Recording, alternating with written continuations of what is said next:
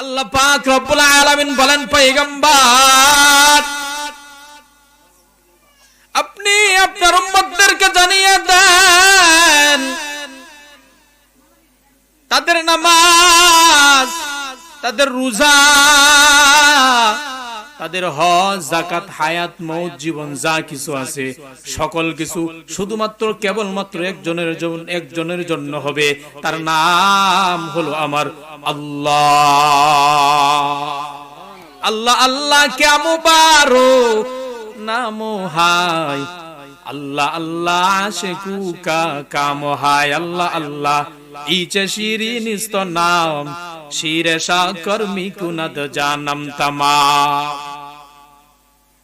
পয়গম্বর আপনি দুনিয়ার মানুষদেরকে বলে দেন, জানিয়ে দেন, তারা যে নামাজ পড়ে এই নামাজটা যেন আল্লাহর জন্যই হয়, তারা যে রোজা রাখে রোজাটা যেন আল্লাহর জন্যই হয়, তারা তাদের যে জীবন সেই জীবনটা যেন শুধু আল্লাহর জন্যই হয়, তাদের যে মরণটা যেন শুধু আল্লাহর জন্যই হয়, তাদের যে রিজিকটা যেন শুধু আল্লাহর জন্যই হয়, সবকিছু যেন শুধুমাত্র কেবলমাত্র উদ্দেশ্য থাকবে একটা, আল্লাহর জন্যই হওয়া চাই। বলেন সুবহানাল্লাহ। কুল ইন্না সলাতি ওয়া নুসুকি ওয়া মাহইয়ায়া ওয়া মামাতি লিল্লাহ ওয়া মামাতি লিল্লাহি রাব্বিল আলামিন। সাদাকাল্লাহুল আযীম। قال رسول الله صلى الله عليه وسلم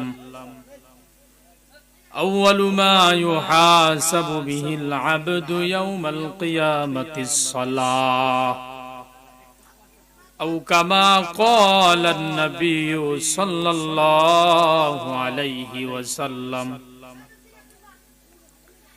محمد کے نشانہ رکھو دل میں ہمیشہ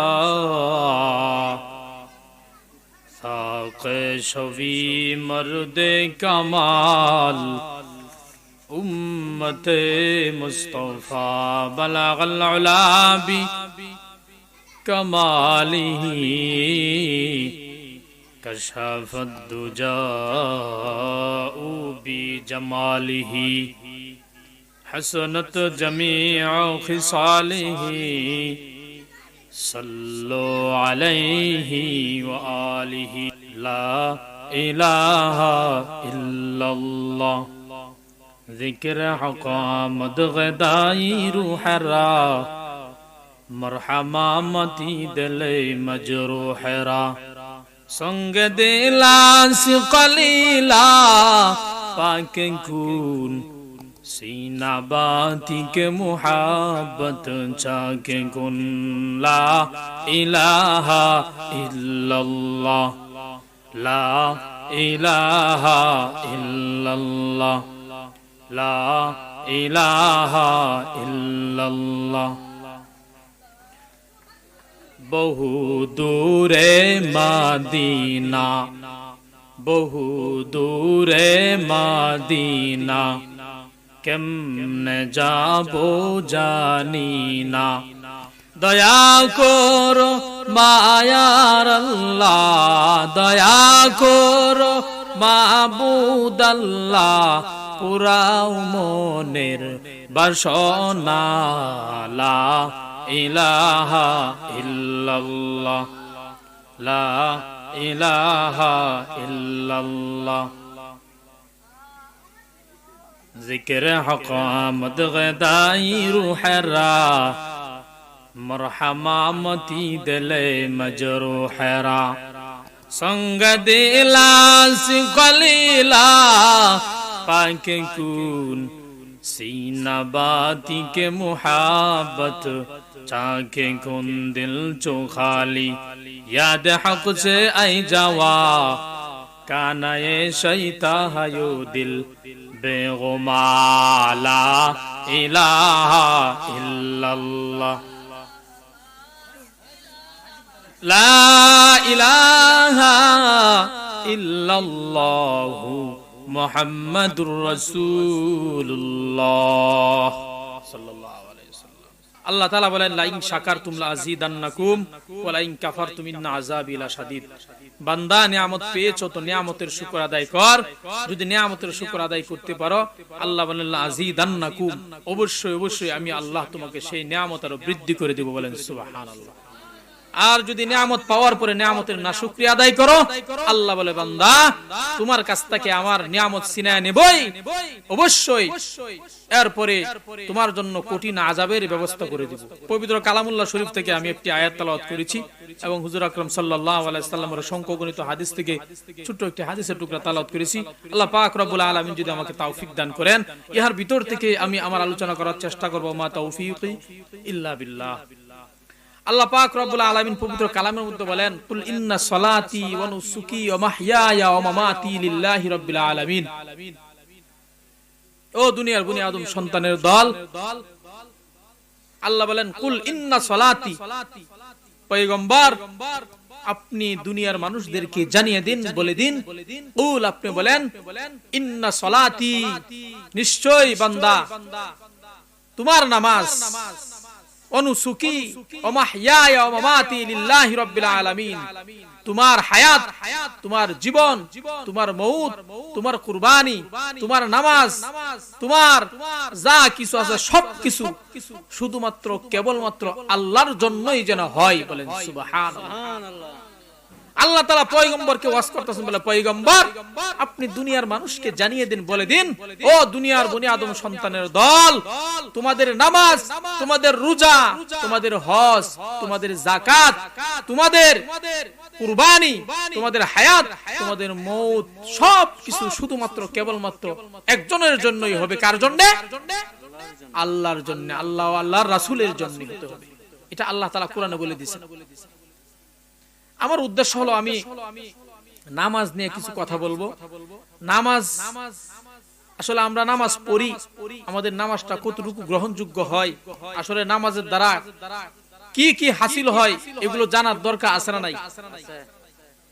আল্লাহ তাআলা পবিত্র কালামের মধ্যে বলেন ইন্নাস সালাতা তানহা আনিল ফাহশাই ওয়াল মুনকার, নিশ্চয় নামাজ ফাহশা অশ্লীল কাজ থেকে বিরত রাখে। নামাজ ফাহশা অশ্লীল কাজ থেকে, খারাপ কাজ থেকে বিরত রাখে, এটা আল্লাহ তাআলা কোরআনে বলছেন। কিন্তু আমরা অনেকেই নামাজ পড়ি, কিন্তু নামাজ আমাদেরকে ফাহশা কাজ থেকে, খারাপ কাজ থেকে বিরত রাখতে পারে না। ঠিক কিনা? এরকম আছে না নাই? নামাজ পড়তাছি, সুদও খাইতাছি, নামাজ পড়তাছি, ঘুষও খাইতাছি, নামাজ পড়তাছি, মিথ্যা কথা বলতাছি, নামাজ পড়তাছি, খারাপ কাজ করতেছি, নামাজ পড়তাছি, আরেকজনের ক্ষতি করতেছি, কিন্তু নামাজ তো আমাদেরকে অশ্লীল খারাপ কাজ থেকে বিরত রাখতে পারলো না। তাহলে আল্লাহর কথা কি ভুল? আল্লাহর কথা কি মিথ্যা? আসলে ব্যাপারটা এমন নয়। আল্লাহ যা বলছেন সত্য কথাই বলছেন, নবীজি যা বলছেন সত্য কথাই বলছেন, কিন্তু আসলে ভাই আমাদের নামাজ ঠিক হচ্ছে না, যার কারণে আমরা খারাপ কাজ থেকে বিরত থাকতে পারছি না। আল্লাহ তাআলা বলেন পয়গম্বর আপনি দুনিয়ার উম্মতদেরকে জানিয়ে দেন,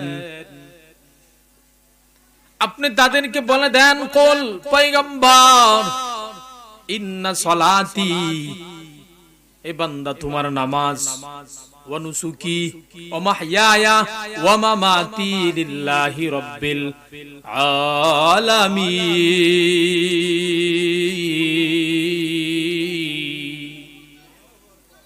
ই কালামে জিন্দা কুরআনে হাকিম, হিকমতে উলা ইয়াজালস্তু কদিম, জামিউল ইলম ফিল কুরআনে হাকিম, তাকাসর আনহু আফহামুর রিজালি, বাহা কুরআন কালামুল্লাহ, বশনো কদিমাস্তি কদিমাস্তি নয়নো।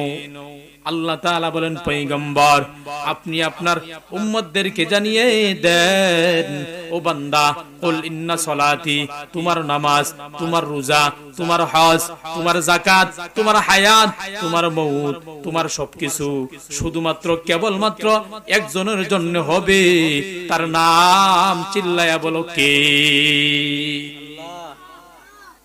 এই আয়াতের ভিতরে অনেকগুলো পয়েন্ট আছে আমি ওই দিকে যাব না আমি শুধু নামাজ নিয়ে কিছু কথা বলার চেষ্টা করব আমরা সকলে নামাজ পড়ি কিন্তু আমাদের নামাজ কতটুকু গ্রহণযোগ্য আল্লাহ তাআলার দরবারে কতটুকু কবুল হয় কারণ আল্লাহ তাআলা কোরআনে বলছেন ইন্নাস সালাতা তানহা আনিল ফাহশাই ওয়াল মুনকার নিশ্চয় নামাজ সকল ফাহশা খারাপ কাজ থেকে বিরত রাখে তাহলে আমরা অনেকেই নামাজ পড়ি এখন বর্তমান সমাজে নামাজের ব্যক্তির অভাব নাই প্রায় 70% মানুষ 70% মানুষ নামাজ পড়ে এখন বেনামাজি খুব কম নামাজি সংখ্যা অনেক বেশি কিন্তু সমস্যাটা এই জায়গা না সমস্যাটা আরেক জায়গায় বলে কোন জায়গা বলে নামাজও পড়তেছে খারাপ অশ্লীল কাজও করতেছে নামাজও পড়তেছে সুদও খাইতেছে নামাজও পড়তেছে ঘুষও খাইতেছে নামাজও পড়তেছে মিথ্যা কথা বলতেছে নামাজও পড়তেছে গীবতও গাইতেছে নামাজও পড়তেছে আবার শাকায়াতও গাইতেছে আসলে আল্লাহ বলছেন কুল ইন্নাস সালাতা তানহা আনিল ফাহশাই ওয়াল মুনকার নিশ্চয় নামাজ সকল ফাহশা কাজ থেকে বিরত রাখে এখন আমার প্রশ্ন হলো আমরা নামাজও পড়তাছি খারাপ কাজও করতাছি হারাম কাজও করতাছি অশ্লীল ফাহশা কাজও করতাছি তাহলে নামাজ আমাদেরকে কেন খারাপ কাজ থেকে বিরত রাখে না প্রশ্ন আছে না নাই নামাজ পড়তাছি খারাপ কাজও করতাছি নামাজ আমাদেরকে কেন খারাপ অশ্লীল কাজ থেকে বিরত রাখতে পারতেছে না আসল কথা হলো আমরা নামাজের মতো নামাজ পড়তে পারতেছি না ঠিক কিনা ভাই আমরা নামাজ পড়ি নামাজের মধ্যে খুশু নাই নামাজের মধ্যে কোনো গুরুত্ব নাই নামাজের মধ্যে ইখলাস নাই নামাজের মধ্যে সহি খাঁটি কোনো দিল নাই নামাজ নাই যেই ব্যক্তি কৃষি কাজ করে সেই ব্যক্তি নামাজ পড়ে তার মনের মধ্যে অন্য চিন্তা কৃষি কাজ নিয়ে ব্যস্ত যেই ব্যক্তি ব্যবসা করে তার মনের মধ্যে ব্যবসার চিন্তা নিয়ে ব্যস্ত যেই ব্যক্তি চাকরি করে তার মনের মধ্যে চাকরি নিয়ে ব্যস্ত দেখাইতেছে বান্দা নামাজ পড়তেছে মূলত কিন্তু বান্দা নামাজ পড়ে না মূলত বান্দা যেই কাজের মধ্যে লিপ্ত ছিল নামাজও তাকেও বান্দা ওই কাজের হিসাব মিলাইতেছে মগন চুসদি নামাজে ফানজে গানা ফাওয়াইলুল লিল মুসাল্লিন আল্লাযিনা মুমিনারা এই নামাজে আন্দাদ দা ইস্তাইনু আয়াতে খরাবাখা আয়াতে কদ আফলাহারা ইয়াদগুন গৌরু কুন্দর মানি আফজল সাদিকু বান্দা নামাজ পড়তেছে কৃষি কাজের হিসাব মিলাইতেছে বান্দা নামাজ পড়তেছে ব্যবসা বাণিজ্যের হিসাব মিলাইতেছে বান্দা নামাজ পড়তেছে বান্দা চাকরির হিসাব মিলাইতেছে নামাজের মধ্যে খুশু নাই নামাজের মধ্যে একাগ্রতা নাই নামাজের মধ্যে কোনো শৃঙ্খলা নাই এইজন্যই নামাজ বান্দার ফাহশা কাজ থেকে বান্দাকে বিরত রাখতে পারে না নামাজ পড়তেছে ঠিক আছে যে ব্যক্তি কৃষি কাজ করে সে তার এই কৃষি কাজ নিয়ে ব্যস্ত নামাজের ভিতরে হিসাব মিলাইতেছে কতখানি জমিন লাগাইবে কেমনে মুনি রাখবে কেমনে কামলা রাখবে সেই হিসাব কৃষিওয়ালা ব্যক্তি মিলাইতেছে যে চাকরি করে সে তার চাকরি মিলাইতেছে চাকরির হিসাব করতেছে যে ব্যবসা করে সে তার ব্যবসার হিসাব মিলাইতেছে কাজেই নামাজের মধ্যে একাগ্রতা নাই নামাজের মধ্যে খুশু নাই নামাজের মধ্যে সঠিক খালেস অন্তর নিয়ে নামাজে দাঁড়ায় না কাজে নামাজও বান্দাকে খারাপ কাজ থেকে ফাহশা কাজ থেকে বিরত রাখে না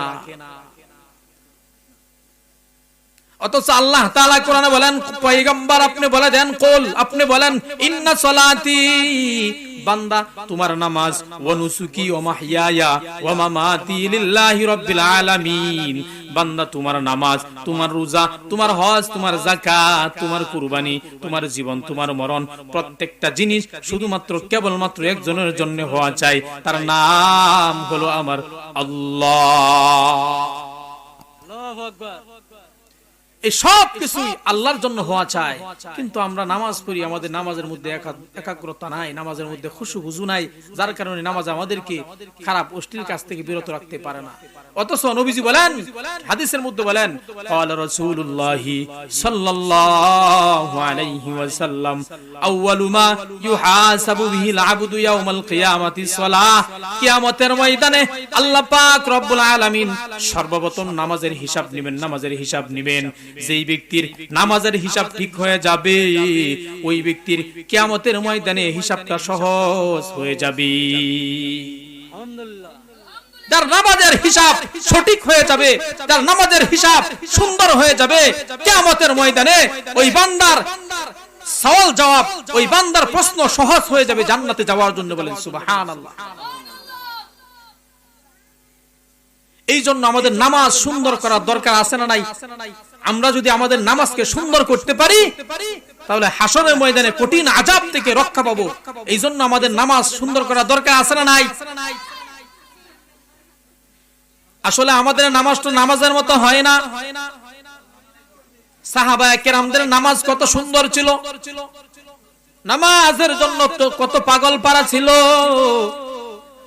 সাহাবায়ে কেরামরা নামাজের জন্য যত পাগল ছিল, কত পাগল ছিল, কত আশিক ছিল। সাহাবায়ে কেরামদের ঘটনা শুনলে পড়লে বোঝা যায় নামাজের জন্য তারা কত পাগল ছিল।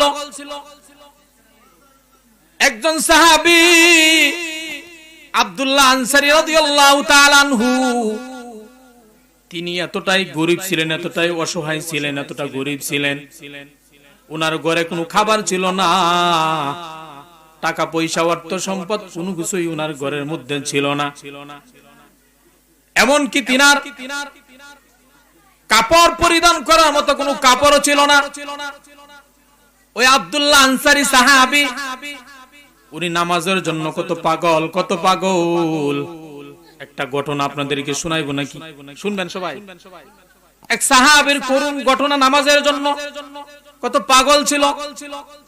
আব্দুল্লাহ আনসারী সাহাবী রাদিয়াল্লাহু তাআলা আনহু, উনি নামাজের জন্য কত পাগল ছিলেন, পাগল ছিলেন। সকল সাহাবারা মসজিদে নববীর ভিতরে একেবারে আগে আগে আয়েশা নামাজ পড়েন। একজন সাহাবী আব্দুল্লাহ আনসারী রাদিয়াল্লাহু তাআলা আনহু, তিনি প্রতিদিন সবার পরে মসজিদে নববীর মধ্যে নামাজ পড়তে আসেন, আবার সবার আগে মসজিদ থেকে বের হয়ে যান। কোন রকম নামাজে জামাতের মধ্যে আয়েশা শামিল হয়, আবার সালাম ফিরানোর সাথে সাথে আবার বাড়ির দিকে দৌড়ায়। একদিন, দুদিন, 3 দিন ঘটনা চলছে। সাহাবায়ে কেরামরা একদিন, দুদিন, 3 দিন পর্যন্ত দেখলো।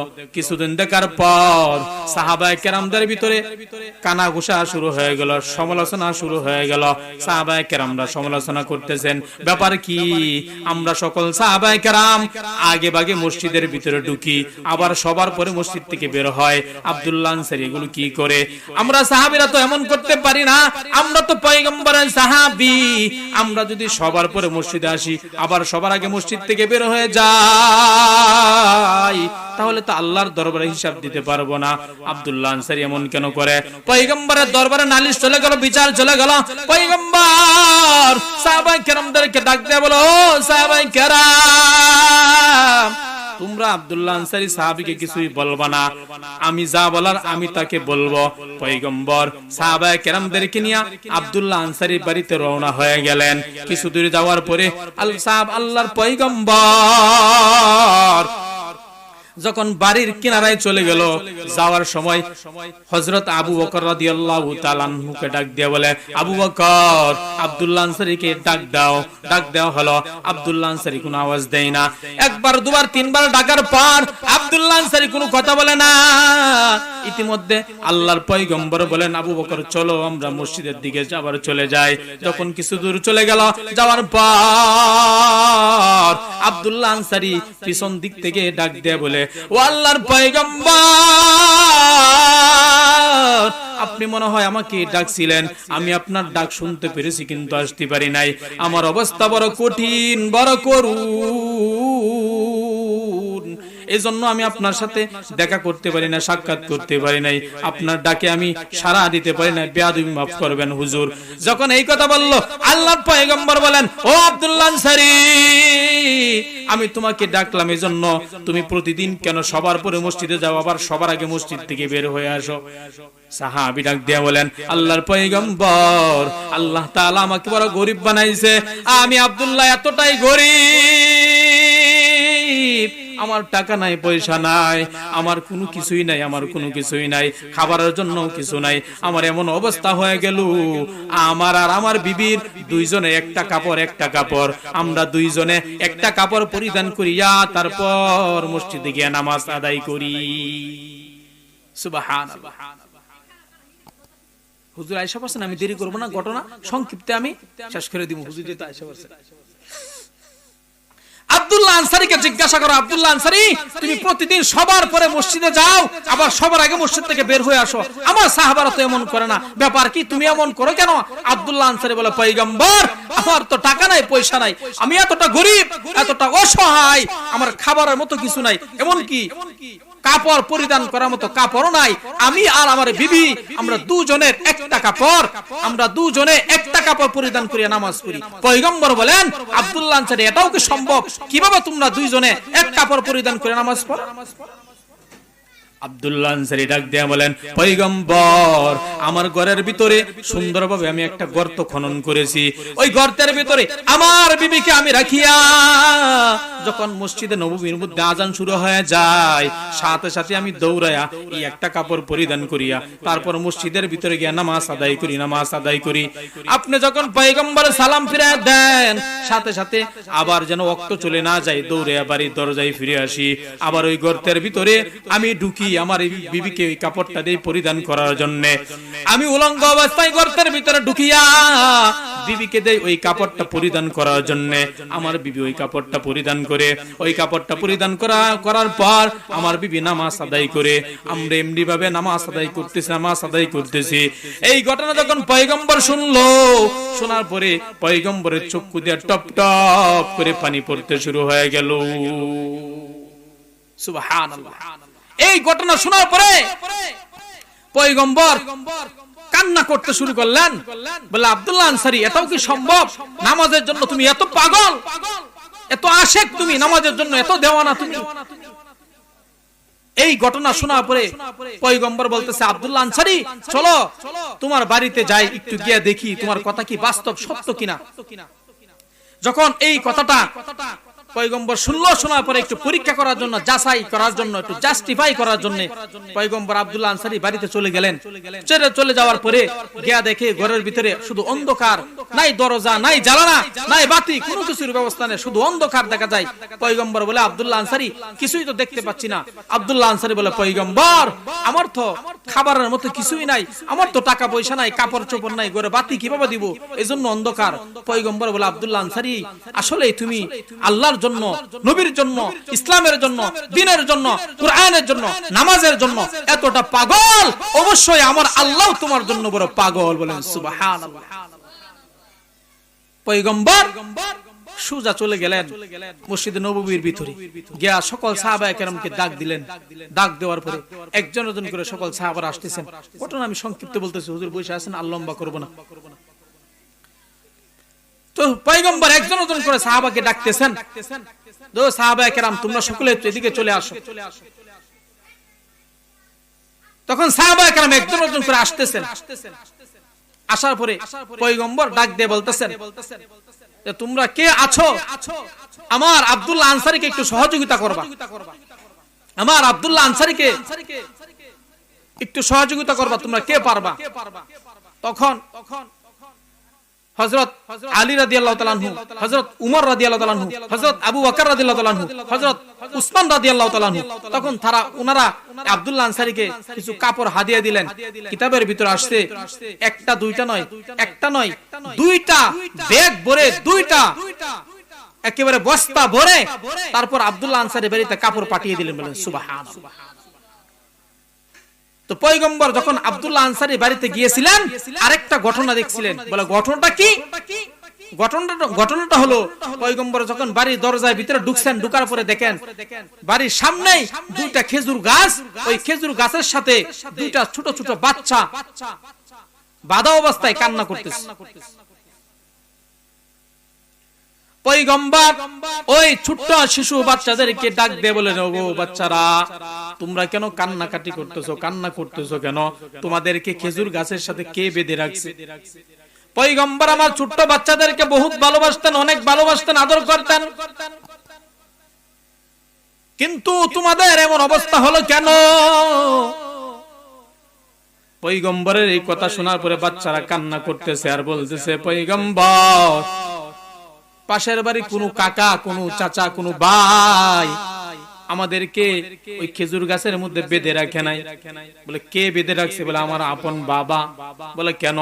বলে পয়গম্বর, বড় কষ্টের কথা, বড় দুঃখের কথা, আজকে 3 দিন হয়ে গেল আমাদের ঘরে চুলার মধ্যে কোনো আগুন জ্বলে না, টাকা নাই, পয়সা নাই, বাবা কামাই করতে পারে না, মাও তো পর্দার জন্য কামাই করতে পারে না, ঘরের মধ্যে কোনো খাবার নাই। আমাদের বাড়ির পাশে ওই যে দুইটা খেজুর গাছ, এই দুইটা খেজুর গাছ হলো ইহুদির খেজুর গাছ। ঘটনাক্রমে খেজুর গাছের ডালাটা একটু বাঁকা হয়ে আমাদের বাড়ির সামনে চলে আসছে, আর ওই খেজুর গাছ দিয়ে রাত্রেবেলা খেজুর করে সকালবেলা আমরা কুড়ায় কুড়ায় খাইতাম খেজুর গুলা। যখন আমরা খেজুর গুলা খাইতাম তখন ইহুদি আয়েশা আমাদেরকে বহুত গালাগালি করতো, বহুত কষ্ট দিত। পয়গম্বর এক পর্যায়ে এমন একটা অবস্থা চলে আসলো, পয়গম্বর আমাদেরকে গালি দেয়, মনে কোনো কষ্ট লাগে না। আমার মাকে গালি দেয়, মনে কোনো কষ্ট লাগে না। আমার বাবাকে গালি দেয়, মনে কোনো কষ্ট লাগে না। আমার আত্মীয় স্বজন ফ্যামিলি সকলকে গালি দেয়, মনে কোনো কষ্ট লাগে না। পয়গম্বর আল্লাহর কসম, যখন আপনাকে গালি দেয়, আমার আল্লাহকে গালি দেয়, তখন আর আমার বাবা সহ্য করতে পারে না, আমাদেরকে রশি দিয়া ওই খেজুর গাছের সাথে বেঁধে রাখছে। সুবহানাল্লাহ। পয়গম্বর আমরা ক্ষুধার্ত অবস্থায় আজকে 3 দিন যাবত আমাদের বাড়িতে কোনো খাবার নাই, চুলায় আগুন জ্বলে না, টাকা নাই, পয়সা নাই, ক্ষুধার্ত অবস্থায় সকালবেলা যখন দেখতাম ইহুদির গাছ থেকে খেজুরগুলো পড়তো, আমরা কুড়ায় কুড়ায় খাইতাম। এই জন্য ইহুদি এসে গালাগালি করতো, কিন্তু আমাদের মনে কোনো কষ্ট জাগতো না। আমার বাবাকে গালি দিত, কষ্ট জাগতো না। আমার মাকে গালি দিত, কষ্ট জাগতো না। কিন্তু যখন পয়গম্বর আপনাকে গালি দিত, আপনি আমাদের কলিজার টুকরা আমার রাসূলকে গালি দেয়, আমার আল্লাহকে গালি দেয়, আমার কুরআনকে গালি দেয়, আমার ইসলামকে গালি দেয়, তখন আর আমার আব্বা আব্দুল্লাহ আনসারী আর সহ্য করতে পারে নাই, বরদাস্ত করতে পারে নাই। ইহার কষ্টে আমাদেরকে ওই খেজুর গাছের সাথে বেঁধে রাখছে। সুবহানাল্লাহ। পয়গম্বর আমার সাহাবায়ে কেরামদেরকে ডাক দিয়ে বললেন, ও সাহাবায়ে কেরাম, তোমরা কে কোথায় আছো? আসো।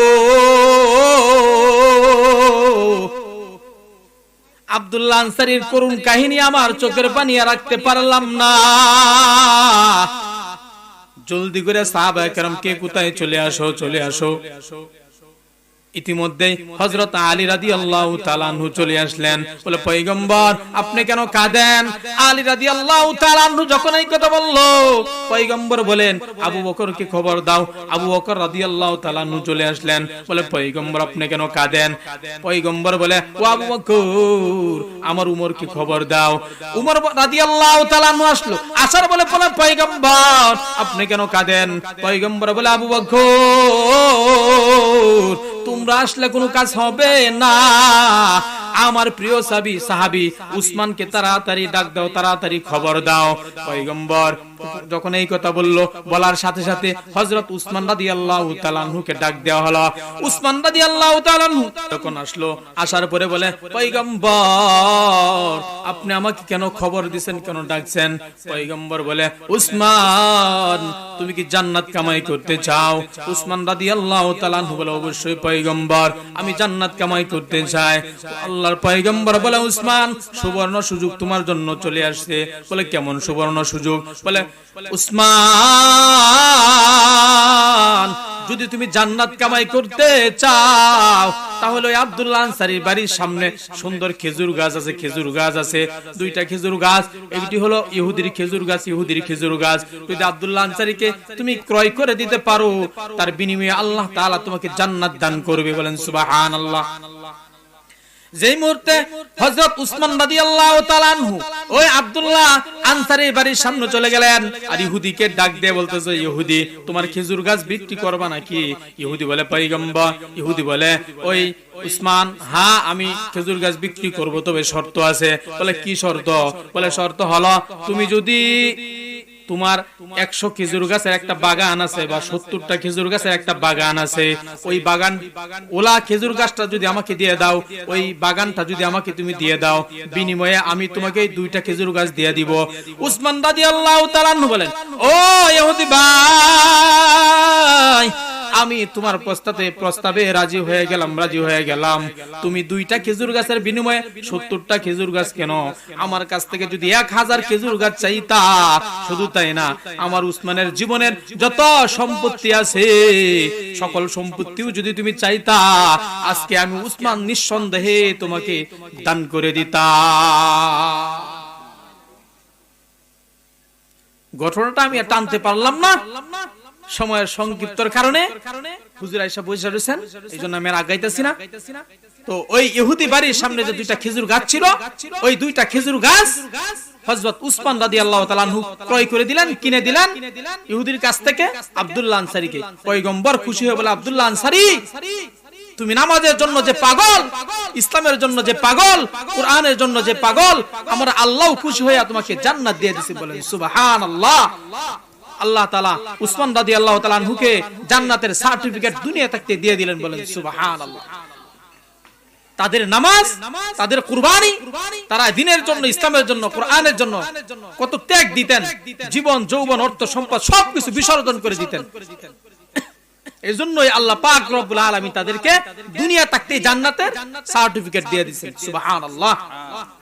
এজন্য আমরা সকলেই ওই সাহাবায়ে কেরামদের মতো নামাজ আদায় করব, ওই সাহাবায়ে কেরামদের মতো নামাজ পড়ব, ওই সাহাবায়ে কেরামদের মতো কোরআন তেলাওয়াত করব, ওই সাহাবায়ে কেরামদের মতো দ্বীনের জন্য, ইসলামের জন্য পাগল থাকব। তাহলেই আল্লাহ তাআলা আমাদের প্রতি খুশি হয়ে যাবেন। বলেন সুবহানাল্লাহ। আল্লাহ পাক রব্বুল আলামিন আমাদের সকলকে আলোচনার উপর আমল করার তৌফিক দান করুন। সকলে বলে আমিন। ওয়া আখিরু দাওয়ানা আলহামদুলিল্লাহি রাব্বিল আলামিন। আসসালামু আলাইকুম ওয়া রাহমাতুল্লাহি ওয়া বারাকাতুহু।